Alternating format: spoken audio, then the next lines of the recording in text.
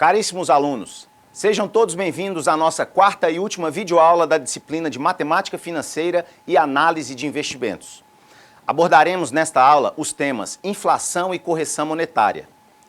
Vocês sabem o que é inflação? Trouxe aqui duas definições que muito se assemelham, inclusive. Uma dada pelo Banco Central do Brasil e outra pelo Instituto Brasileiro de Geografia e Estatística, o IBGE. Vejamos nosso slide. Inflação é o aumento dos preços de bens e serviços. Ela implica diminuição do poder de compra da moeda. A inflação é medida pelos índices de preços. O Brasil tem vários índices de preços. O Índice Nacional de Preços ao Consumidor Amplo, o IPCA, é o índice utilizado no sistema de metas para inflação. Definição do Banco Central. Agora, a definição do IBGE. Inflação é o nome dado ao aumento dos preços de produtos e serviços. Ela é calculada pelos índices de preços comumente chamados de índices de inflação. A inflação é um fenômeno que causa, portanto, a redução do poder aquisitivo de uma moeda ou como um aumento do nível geral de preços de forma continuada. Trata-se de um fato econômico importantíssimo que afeta quase todos os países do mundo. Alguns autores pontuam que a inflação é perniciosa por destruir o acordo moral básico que alicerça a ordem democrática e o funcionamento de mercado. Outros enfatizam que, de maneira comum, a inflação é definida como um aumento persistente no tempo do índice geral de preços, a qual consiste em uma média ponderada das alterações nos preços de uma variedade de produtos. No Brasil, foram experimentados no século XX cenários divergentes em termos de inflação. Entre os anos de 1964 e 1983, as taxas anuais de inflação tiveram um comportamento de variação significativa, com observações de inflação anual mínima de 18% entre os anos de 67 e 73, que posteriormente alcançou patamares de 200% no início dos anos de 1983. Em 1984, a hiperinflação chegou a 223,90% e em 1985 a 235%. Com a implantação do Plano Real a partir da medida provisória 434 de 94, convertida na Lei 8.880, também de 94, após uma década de diversas tentativas sem sucesso de estabilização, o Brasil conseguiu realizar um grande progresso. O país, que já experimentou esses períodos de hiperinflação, nos últimos anos tem convivido, inclusive, com níveis mais baixos, como, por exemplo, as de 2017 e 2018, que fecharam em 2,95% e 3,75%, respectivamente. A meta estabelecida para este período pelo Banco Central era de 3% a 6%. O principal responsável pela inflação de 3,75% em 2018 foi o aumento do custo com alimentos, que tiveram alta de preço de 4,04% no ano passado. Em 2017, o grupo Alimentação e Bebidas registrou queda de preços de 1,87%. O resultado foi impactado pela greve dos caminhoneiros em maio, o que provocou desabastecimento de itens alimentícios e aumento de preços desses produtos. Essa paralisação dos caminhoneiros ocorreu no fim de maio, então ela teve um impacto pontual em junho, nos combustíveis e também nos alimentos, por causa do desabastecimento. Se não houvesse a greve, provavelmente isso acarretaria um nível menor de inflação no acumulado do ano. Os alimentos consumidos em casa ficaram 4,53% mais caros no ano, enquanto os preços dos alimentos consumidos fora de casa, em bares e restaurantes, por exemplo, subiram 3,17%. Mas quais os artifícios que são utilizados para considerar o impacto da inflação na economia? O IBGE produz dois dos mais importantes índices de preços. O Índice Nacional de Preços ao Consumidor Amplo, o IPCA, considerado o oficial pelo governo federal, e o Índice Nacional de Preços ao Consumidor, o INPC. O propósito de ambos é o mesmo, medir a variação de preços de uma cesta de produtos e serviços consumida pela população. O resultado mostra se os preços aumentaram ou diminuíram de um mês para o outro.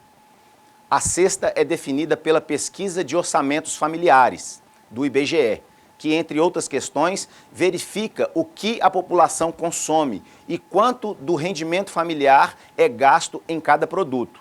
Arroz, feijão, passagem de ônibus, material escolar, médico, cinema, dentre outros. Os índices, portanto, levam em conta não apenas a variação de preço de cada item, mas também o peso que ele tem no orçamento das famílias. A diferença entre os dois índices, o IPCA e o INPC, está no uso do termo amplo. O IPCA engloba uma parcela maior da população.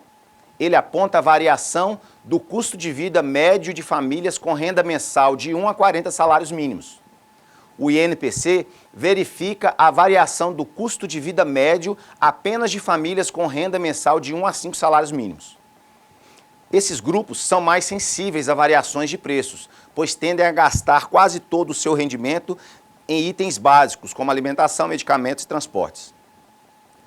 O governo federal usa o IPCA como o índice oficial de inflação no Brasil.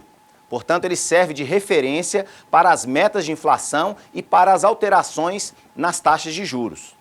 O IBGE faz o levantamento mensal em 13 áreas urbanas do país, de aproximadamente 430 mil preços em 30 mil locais.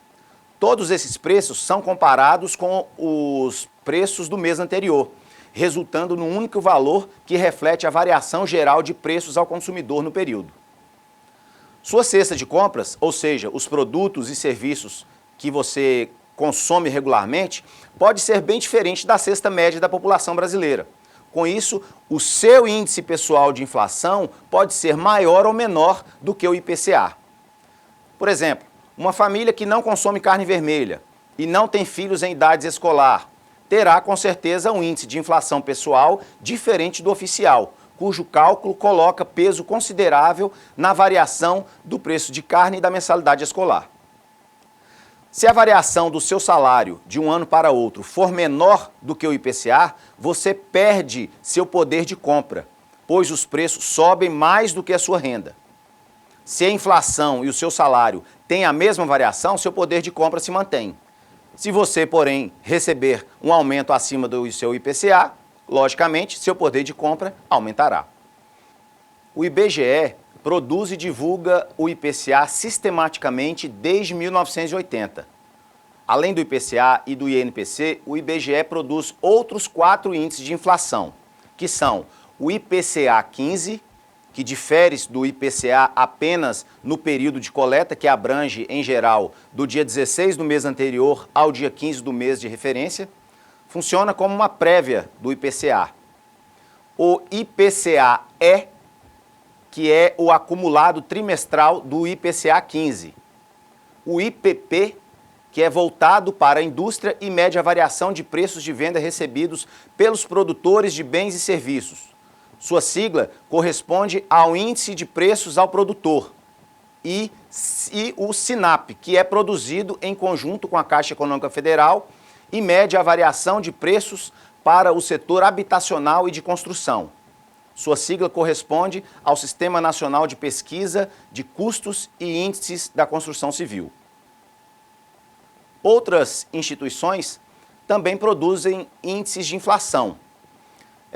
Podemos citar como exemplo o IGPM, o Índice Geral de Preços do Mercado, calculado pela Fundação Getúlio Vargas, que é formado por 3 índices diversos, que medem os preços por atacado, o IPAM, preço ao consumidor, o IPCM e o de construção, o INCC.